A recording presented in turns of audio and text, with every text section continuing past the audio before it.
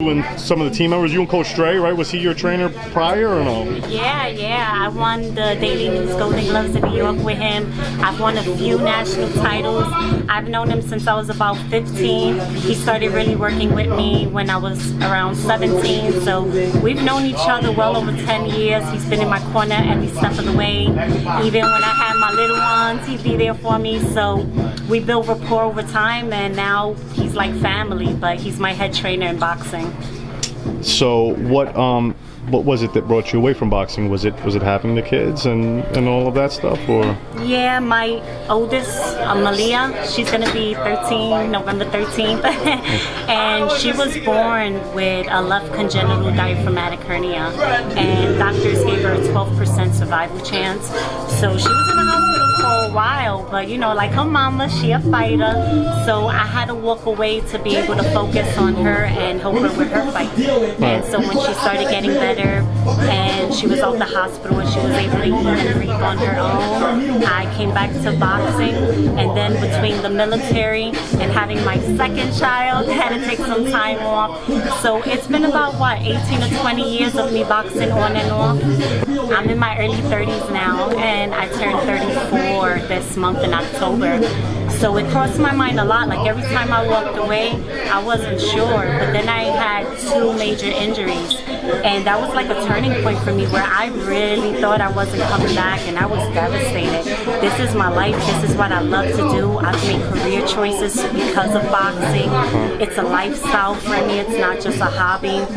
So it was a hard pill for me to swallow that my career would be over. But now I have a chance. I'm coming back, and I'm coming into the pros.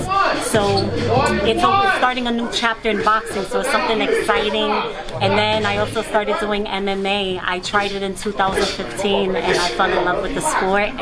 And so even though I'm focusing on boxing right now, I'm definitely going to be returning to MMA with my team back in Houston War. So just prioritizing right now. But I have a chance, and this is my last chance. I told myself I'm going to give it one last shot, and no matter what the outcome is, I'm done. When I'm done, there will be no coming back. One thing I learned is you could be your worst enemy, and I did a lot of self-sabotage.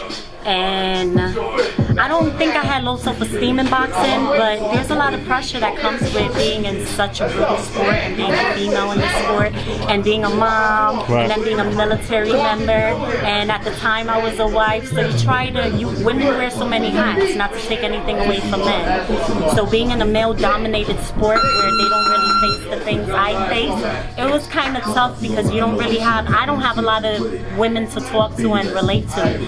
So there were times where I had to pull myself out of it, but you have to change your mindset. If you want something, you can't use excuses. You got to push them to the side and be solution oriented, or you're not going to make it in this sport. So for once in my life, I'm really enjoying it. I'm having fun. I have the support I need.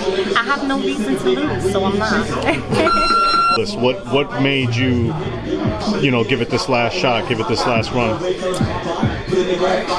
I really missed it, and some people are meant for this, and I feel like I'm one of them. There's something about combat sports that just clicks with me, and it feels like home, and it feels like what I'm supposed to be doing. So once I recovered from the injury that I was told I wouldn't, when I recovered from that, doctors were telling me that I wouldn't be able to walk straight because I was walking with a limp. My knee was giving out. And so I took part of my recovery into my own hands. I changed my diet. I changed the way I was going about my recovery and the exercises and the strength training I was doing. So I'm fortunate. Some injuries are career ending. I thought mine was, but it's not. So that was one of the biggest factors, and then having the support of my family. So having that combination, I was like, okay, I'm gonna go for this. So here I am. So, some people believe in fate or faith, or everything happens for a reason. I don't know if you do. I'm one of those people, but right now, female boxing is like starting to come up in the same way that it happened in MMA.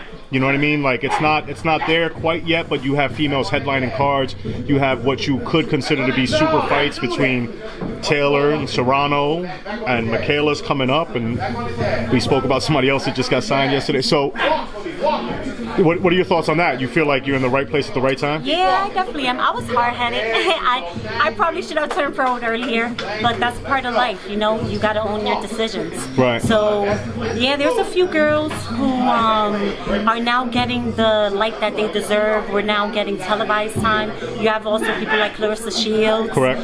So... You know what? I don't even mention Clarissa because for some reason I rate her so highly. I almost put her with top 10 whoever, if that makes any sense. She's a different breed. Yeah, I rate her differently, man. She's like the Marines, the few, the proud. Right, There's not many like her. Right. There's not many like me. So I get you, but yeah, they're now able to showcase their talents because there are females who can fight, who can box, who can brawl. So being able to now show women with talent, it's making the difference.